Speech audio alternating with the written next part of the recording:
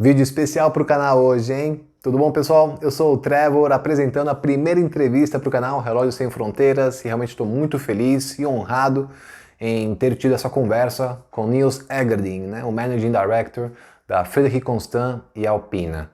E pessoal, a entrevista ficou um pouco longa, mas vou pedir, assista ela inteira, porque nós realmente conversamos sobre um pouco de tudo desse segmento, passando pela, os obstáculos da pandemia, a situação do mercado atual. Então não precisa assistir ela inteira de uma só vez, talvez assiste um pouco hoje, depois um pouco outro dia, mas realmente recomendo, que foi uma conversa sensacional e realmente acho que para começar, né, esse quadro de entrevistas que eu quero fazer aqui no canal, foi o começo perfeito. Então, pessoal, se vocês querem ver mais entrevistas ou conteúdo desse tipo, por favor, se inscreve, deixa seus comentários, porque eu quero realmente fazer esse tipo de conteúdo, mas eu queria saber se de repente tem alguém em especial que vocês queiram que eu entrevista, ou que eu corra atrás. Deixa nos comentários, que com certeza esse é uma ponte que eu realmente quero habilitar, né, no canal, esse diálogo com pessoas de fora. Então acho que é muito importante isso e acho que espero que o canal seja um pouco dessa plataforma. Então, chega de apresentações, assiste o vídeo aí, pessoal. Espero que gostem muito e até a próxima. Miss Niels, you allowed me to call you Niels, so thank you very much. This is actually the first time we're talking, so just want to thank you, for this opportunity. I know you're a very busy man, so I appreciate the time taken today to talk with me, here from Brazil. I'm very happy, Trevor. Welcome, and we are very happy to talk to you about our watches and about Brazil. Fantastic, because actually one of my last video was actually about one of your timepieces that I recently acquired. I'm actually wearing it today. I'm very happy with it.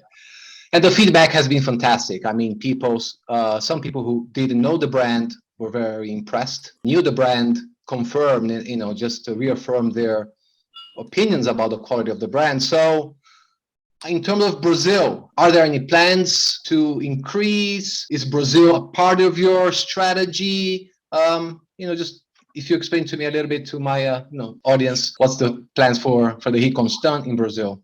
Yeah, first of all, it's a beautiful country. I've been there. I've visited Rio de Janeiro, Sao Paulo, and I truly enjoyed it. I think it's pure the Latin America country that you can find. So I enjoyed it, and I appreciate it also. It's a country where I think the luxury is still not developed the way we did it in Europe. There are reasons why, and we are still in a stage where we are looking to develop it more. It's a more complicated area overall, Latin America, high luxury taxes, what makes it more complicated for people to purchase, especially within our price segment, because our aim is especially offering high luxury products for an accessible price. And if you jeopardize the price by luxury taxes, you're moving away from the strategy a bit. So for us, it's very important that we want to go back to the market, develop the market strongly, and offer exact mission, accessible luxury to the people. Absolutely. And I think Brazil really would be a hub for that, because maybe the luxury population here is not as high in terms of percentage. So I think Brazil represents a fantastic potential for brands like Alpina and Frederique.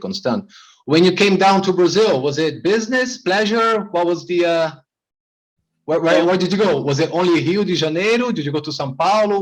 Whereabouts? I've been to Sao Paulo, Rio de Janeiro, but mainly for business. In that time, we were developing the brand already, early stage. It was a fantastic experience overall. Of course, you cannot compare the Brazil market with the European in terms of luxury, but I think the sophistication, the taste of the people is very spot on with our brand. So they are aware of what they want, but they also are pretty aware of the pricing. And when I was traveling there, it's different than the traveling we do in Europe or Asia. But I love it. It's a beautiful spirit. Food is fantastic. People are very friendly. And again, we have to develop the market more. Absolutely. And in your experience traveling around the world and different fairs and conventions, do you ever encounter Brazilian customers, clients, or representatives? Is there, outside Brazil now, are there any links to Brazil from overseas? I have to say this should be more. I think, well, let's consider the past 2 years for all the world was a struggle, and we have to reconnect again. So lately we had the Watches and Wonders Fair here in Geneva, where we opened the factory. We were not participating in Watches and Wonders, but we had a suite in the Beau Rivage. And you clearly see that we had some Latin America visitors coming, but low numbers overall. Asian, low numbers, very American and European driven yet. So I hope next year it will open up to the world, that people start to travel again, because we need it. You need to gather together. The shows, the fairs that we have are important to come together, to see each other, the press, together with consumer and retail, that the whole excitement for watches is going up again. So I think to answer your question, no, I think the Brazilians are still a little bit more focused on US and Brazil itself, less to Europe. But we should invite them more. Let's say it like that. Yes, there's a huge market. I know a lot of some of my viewers, and I've been an enthusiast for many years, and a lot of Brazilians, they go to Miami, they go to New York, buy their watches, and then come back. So they do face this tax issue here in Brazil. We know there is an issue here about that. So for someone who's considering maybe a high end or spending a little bit more money on a piece, to just go to Miami. It's easier. I'll just go there, get the service, get the buy it straight from a boutique. So yeah, unfortunately, for watch enthusiasts, Brazil still focus too much in US, and yes, as you rightly said, tax is an issue. So a bit now about your everyday, and I know you are managing director of two specific brands, Frederique and Alpina. Could you just talk us through what is it like to run those two big companies, and what's a typical day, for Mr. Niels Eggerding at work? First of all, I'm blessed to wake up every day in Europe with a beautiful family around me and nature. But of course, it looks always much more beautiful and luxury than the reality is. This job, correct? A small portion is spent to do shows, interviews with you or with other magazines or journalists that I love to do, talk about the brand. But 95% it's mainly cleaning a lot of problems, let's say it like that, and managing a company with a beautiful brand potential. So when I wake up in the morning, we always have a daily meeting with my management team, 9:30 sharp, 10-20 minutes, and we catch up on main targets, where we are, but also the main roadblocks. Where are they blocked? Where do they need help? So my philosophy is very clear, working with KPIs to make it very clear what needs to be done for the year, by quarter, and by month, even by week. So I want to know where they are versus the week KPIs. And don't let them go too long with when they're blocked. So when they're blocked, I would like to know it instantly so I can help them. And that's something where I've learned to take the best out of people, to not let them be frustrated and continue in a frustration, but make sure you help them to be unblocked and to move on with things they should do. Take the best out of them. I have a beautiful team around me that I truly enjoy every day working with. You have here two people on the call that work with Caroline for 2 years, but Ozzy almost for 10 years. And we are very personal in working. I'm Dutch educated, so very in between people within the company. That gives me sometimes the opportunity to be very open and personal with people, but also be very strong if needed. It's a typical Dutch mentality. Absolutely. Do you have to divide times between Frederique and Alpina, or you just, as you said, you just see it on a larger picture and try to, focus on the development as a whole for the company? My job is really to drive the whole organization, driving motivation within the organization, and leading two brands and the organization with a healthy P&L. And development will be always done for both brands. We have certain people within the company that picking up then like development tasks for both brands, and they really come to me with product development, operational development, and then really, okay, what are we going to do? How are we going to distribute it? How are we going to execute the work? And that's done by sales, marketing, by all departments are aligned. A very important task though, because if you bring a product, it needs to be marketed, it needs to be sold, it needs to be spoken about, it needs to be produced, it needs to be supplied. So there's a lot of elements that coming together in the same time. But it's not an easy time though, after 2 years of crisis, I have to say. Very difficult. Absolutely. Absolutely. And we'll talk about that in a minute. But just when you talk about developing the brand's strategy and all that, do you consider Brazil or Latin America as a whole as part of the projections for the growth of the company? Yeah, sure. There are certain areas where they are less considered as strong push markets yet. We have to admit that because of certain marketing investments or potential in the markets, but we are considered as a global brand, both brands. And there's not a specific region that will be more developed than the rest. We need to develop globally. Our global presence to perceive everywhere in the world the same perception for the brands, it's for me highly, highly important. So that comes back to an advertisement, to a product, to a window decoration, to an after-sales service process, but even product producing. It all needs to be thought with the global mind. And Latin America is as important as Europe or America or Asia. Fantastic. Wow, great. You mentioned about, the pandemic. The last 2 years have been very difficult, and have a lot of personal losses, a lot of professional obstacles. What was it like for your company? The last 2 years, was it a fact? I know we're coming out of it. Luckily we've been able to revert the situation. But looking back, how hard was it?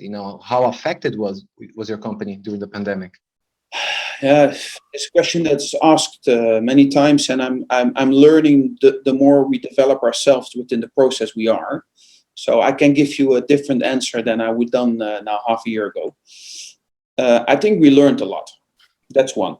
It has been a very painful process for many of us, all of us mainly. Besides the personal impact, I can say that the company has been impacted severely. I would lie if we say, listen, we are a luxury brand and we have been going through this crisis very smoothly. No, it's a lie. We have been struggling. We have been losing people. It has a huge impact. The first year, mainly sales. We had to we had to stop sales, lockdown countries, what has a huge impact on your sales income, directly also on your stocks, your income of money, and the profitability. We are owned by Citizen, but we are very independent. So that means I need to perform within Switzerland a certain profitability. So the first year was very deeply hit on sales. Second year, we expected a recovery, and the recovery was already there, I have to say. But there we have seen the impact of the supply chain very deeply. And this year, third year, orders are going through the roof. Unbelievable. I'm amazed. And I can only be happy with that. But the concern is much more, how are we able to supply it? Because the supply all over the world, it comes with a box, with the guarantee leaflet, with the strap, with the buckle, with the dial, with the case. Everything is impacted. Where we used to be 6 to 7 months lead time to produce a watch, it now goes to 12 months almost. So your whole process of serving the orders is becoming much more risky, because you need to foresee much more in an early stage what product is going to be attracted and what not. So the whole process needs to be rewritten and redefined. What I do feel as a huge opportunity, within a whole, as an organization, as a leader within the organization, together with my team also. But it's not an easy one. And you will see that the industry and the market will have an impact of that. You will see shortage of certain products. The coming 1 or 2 years, you still have that. We've seen it in luxury, Rolex, Cartier, all the brands have been record years. They wrote record years. But why? Because the luxury has never been so strong as last year, because people were insecure about money. So they would like to value the money by buying luxury products. And that's always happening in the luxury segment first. And then the volume, our segment, is following. We knew it would come, and still we could not anticipate. So a big challenge, but a nice challenge, a luxury challenge. You don't hear me complaining about that. But still, I would like to serve my customers, correct? Absolutely, absolutely. To have this, double time in terms of production and everything, it really, creates different obstacles. Apart from that, the changes that you had during the pandemic, have you maintained some of those, or you're trying to get back to what it was pre-pandemic times? Yeah. So first of all, I think let's start with the organization and production, supply chain, the whole branding. Very important to trim down number of SKUs, be very prepared in less but more deeper, so you can anticipate better certain delays. Very important for me. Also being much more relation driven again. I think we lost it before the pandemic, where during pandemic we start to realize how important the relation is with your supplier, with your customer, even your consumer, the customer experience, but also with your internal colleagues. Very important to drive certain motivation. So the learning from that was being strong, connected to your retail, know what he needs, what he wants, how to serve him better, but also listen to your employees. I was very stubborn, I have to say. I can admit that. I was very pro, go to office, guys, make your hours, then be united, be connected, and make sure we drive efficiency because of that. Because of the pandemic, I've been pushed by my employees to drive more flexibility. And that translates to home office, because home office can still have strong efficiency as long as it's well managed. But not offering flexibility to your employees, not engaging with them with targets, and speak about your vision and mission, you lose them. And the people around you today, they have been waking up in the past 2 years, and they want to feel part of something bigger. And they want to be trusted. So if they don't feel trusted, or they don't feel part of something, you lose them. And the market today in the industry, with every luxury brand, the most precious thing you have is your people, your customer, your retail, but also your internal employees. So you need to take care of them. So that's Absolutely. what time learned. Let's say like that. That's for me an important learning. Absolutely. No, absolutely. New ways have to be, adopted, and that was around the world, And actually, one of the reasons I started the channel, just offbeat, one of the reasons I started this YouTube channel 2 years ago, which was because of the pandemic as well. I had to find new ways I worked at events, production, and suddenly I worked with people getting together, and then all of a sudden there was nothing. So I'm like, okay, well, what can I do? So it was a learning process for all. Sorry? Great to communicate for a group of people that appreciate you communicating with them. I mean, how beautiful is it to do what you like, what your passion is, working with people, getting communication and getting feedback. So beautiful. It is. The reception for this channel has been, much more than what I could imagine. And like you said, the biggest impacts that it had on me was when people send me messages and say, I bought this watch because of what you said. I didn't know this brand, and I'm buying now my second timepiece of it. And for people to consider and really listen to what I have to say, I'm very humbled by it, and I'm very grateful. And then and also giving me the opportunity to talk to someone like you. So I greatly admire, has a fantastic presence in the business, a great view from what I can see, and the pandemic has been very difficult, but I think we'll try to turn this into a positive, take the lessons we've learned and turn it into something good for where we can help and maybe, impact other people's lives. And I think for you, Trevor, I think it's very important that your message, the way you speak also towards your community, to stay genuine, to stay humble, and that's what people start to appreciate much more than in the past. Because during the pandemic, we start to learn and appreciate the realness behind people. And that's, I think, the importance also of your channel, probably. Absolutely. Thank you. Absolutely. But also, during the pandemic, as you said, you had your, schedule, your chronogram, your releases, and we have to talk about the High Life collection. You just had, a few months ago, you already had a couple of releases, the World Timer. It's a fantastic piece. How hard was it to keep those time frames with the High Life collections being such an important part of the Frederique Constant today?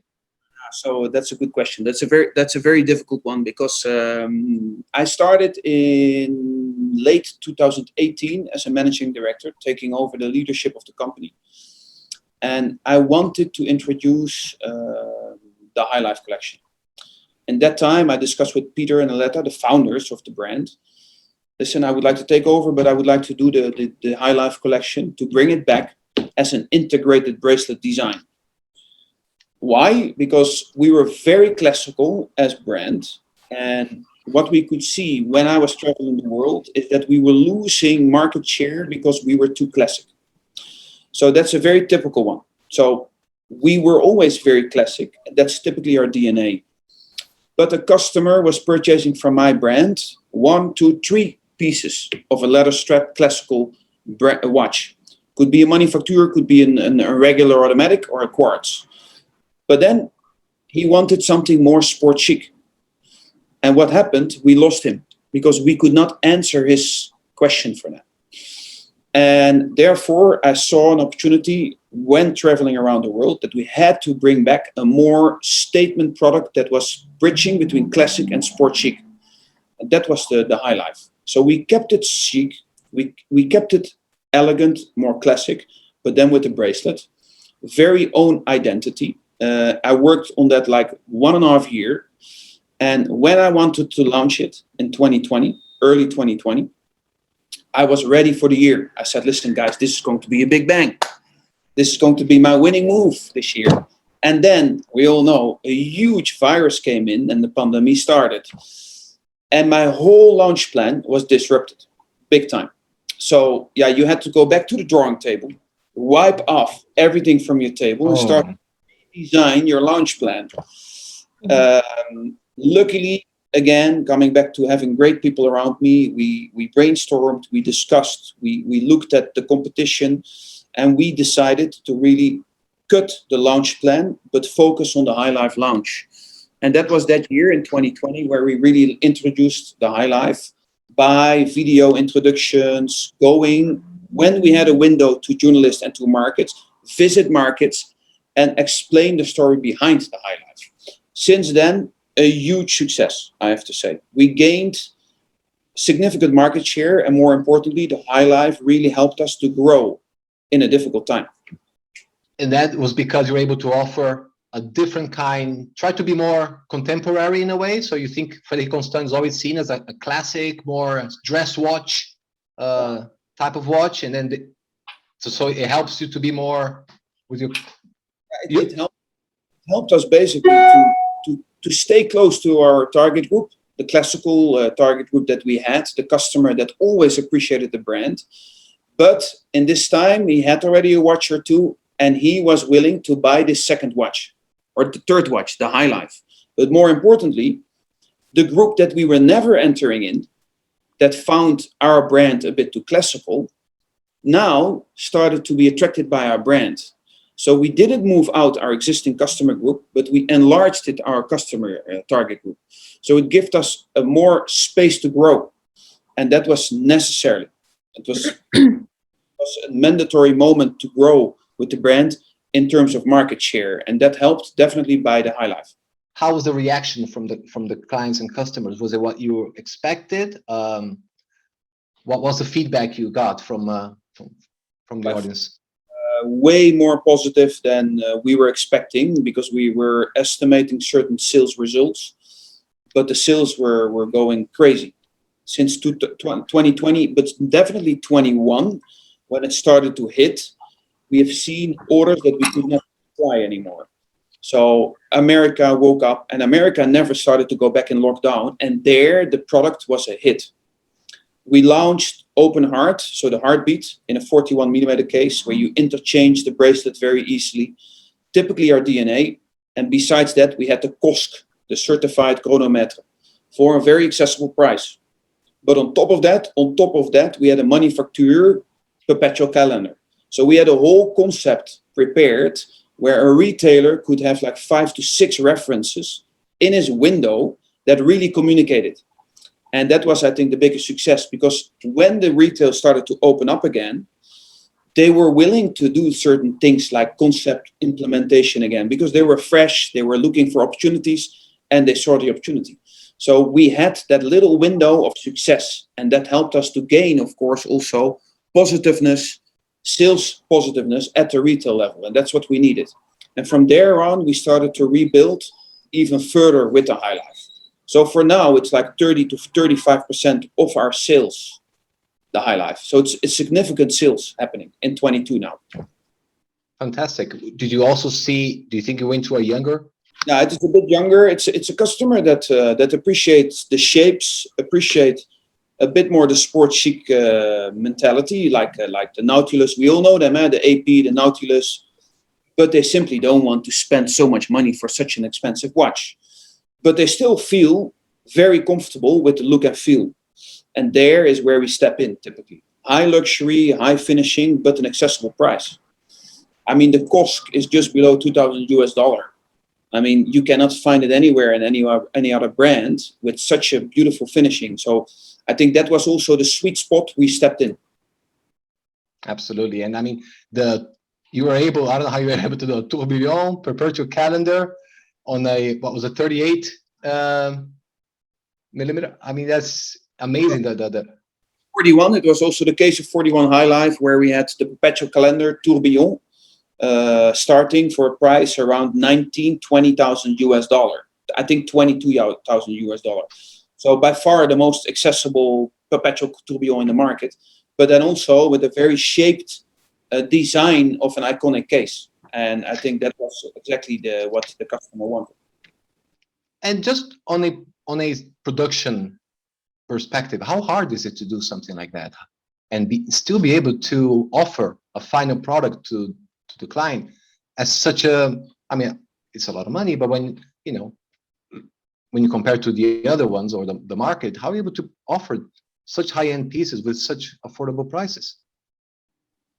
Yeah, it's not an easy one. So not taking even the development cost into account, because we all do these things ourselves. So everything is in, sorry, but everything is in-house, correct? Everything, the manufacture, the materials. And that's the win that we do. So we do the conception of the movement fully with our own people. We have 2 master watchmakers here who are very bright and brilliant, who are capable of technically composing this movement together. But we also have a designer who's really working on the computer of designing these complications. Those 2 together are worth millions. They're worth $1 million. So they do the work together, they're designing, and they have the main plate, the main base of a movement done already like 15 years ago. So that started actually in 2004. Since then, we have been launching 30 in-house owned calibers. But the biggest thing what we do, besides our own people, we simply take less margin. That's where we take the effort. We would like to offer to the consumer a very fair product and price to gain market share and to be unique and to be disruptive towards the competition and to show the whole world that you can have a tourbillon close to 15 or 14,000 euro and that you can have a perpetual calendar for 8,000 euro.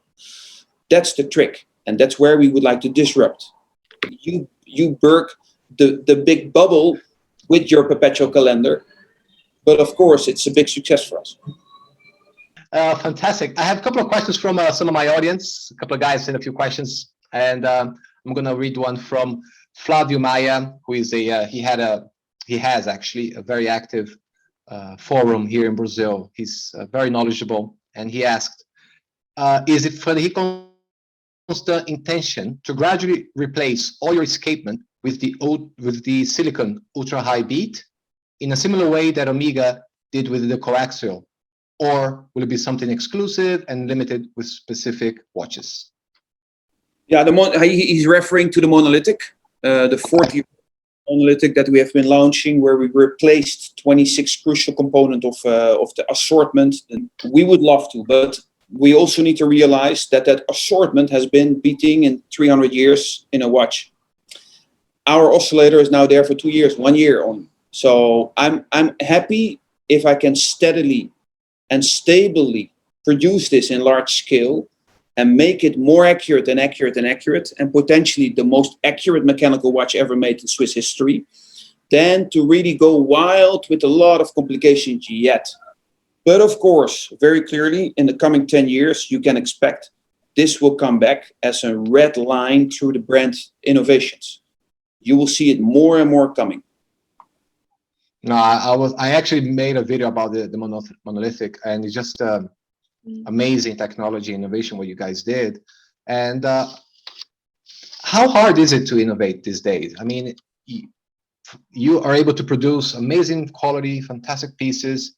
You're producing the Monolithic slimline manufacture. How hard is it to innovate these days? I mean, to be able to combine all these elements and still produce innovation?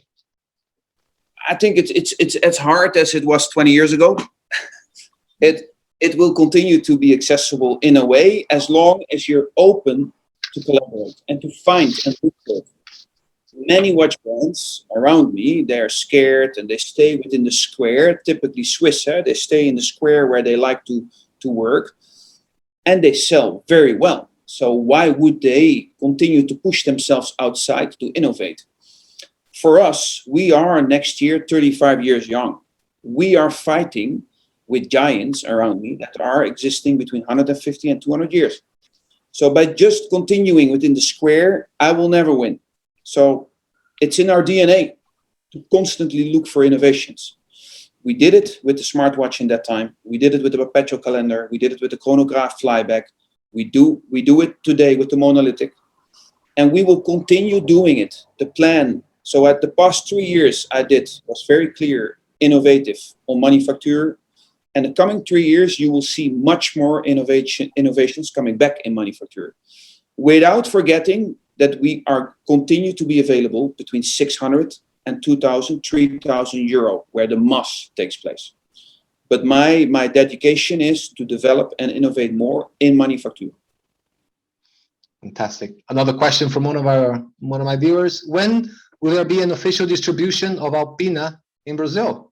A lot of people ask. I had so many people asking me that because they love the line here in Brazil. So, any plans trying to get a distribution? Yeah, no, definitely. We are looking into it. It's not an easy one, I have to say. We are looking into have presence at certain stores now. Try to find collaborations. Try to accept certain taxes. America has developed now pretty strongly after 2 years of crisis. They're back. It was a big of a pain there. And for me, it sounds strange, but it's relevant that America is strong, then Brazil needs to follow. Because Brazil, in a way, is very mirrored to the luxury industry and the product availability in the US, especially Miami. But for me, it's Brazil needs to count, and we need to develop their distribution again. For both brand Alpina and FC, sooner than later. So I cannot promise you that we will be there soon this year, but definitely we're working on. Fantastic. Oh, that's great to hear. Okay, so last 2 questions, and I won't keep you anymore. I know you have your meetings and all that to go to attend to. So this is more a couple of personal questions. So which watch are you wearing today? And do you collect watches? I mean, how many do you have? You just talk a little about what watches, and new. So I'm wearing today my own design. That's the High Life with the leather strap. It's a perpetual calendar High Life that has the unique dial combination. So we never brought this into production. So my wrist with a dark blue suede, cocoa or alligator strap, and with light gray tint of dial. Very, very easy to wear, I have to say, the High Life. I interchange very easily. Besides this, I also would love to wear the World Timer. That's one of my favorites. Traveling a lot. It's very convenient, but it's a very iconic movement for us. Very important. Fantastic. And last question, also a bit personal.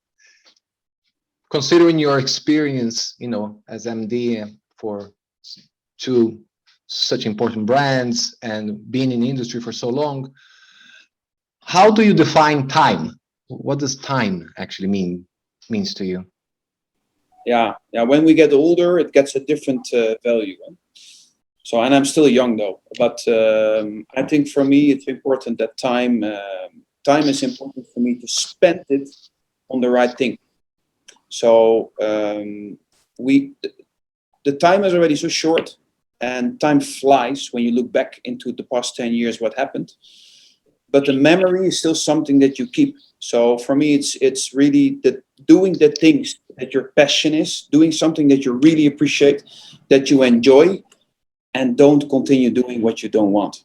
Stop that immediately. Focus on things. Find your purpose. Find things that you really enjoy working to do with people. It can be with a product. It can be with cars or whatever. But stop doing if you don't like it. I mean, it's a waste of time. We're getting older, and for me, that's a very important part of the time. Absolutely. Okay. Well, Niels, just want to thank you so much. You are the first interview that I've actually have in the channel, so I'm very happy, honored that you are the first one. So just want to thank you, for taking time out of your busy schedule, and well, hopefully see you in September. I'm honored that I'm the first one, Trevor, and I'm pleased to be here with you. And thank you very much. And hopefully we will meet in September. If I go to Brazil, I definitely have a dinner with you, for sure. Fantastic.